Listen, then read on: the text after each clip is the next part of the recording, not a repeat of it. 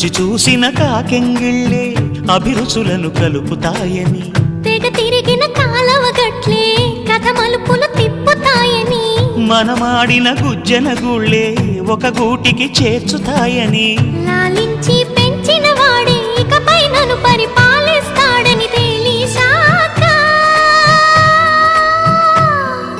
నువ్విక్కడుండి నేనక్కడుంటే, నువ్విక్కడుండి నేనక్కడుంటే ఎంత కష్టం. నువ్వు నేను కలిసుంటేనే నాకెంతో ఇష్టం.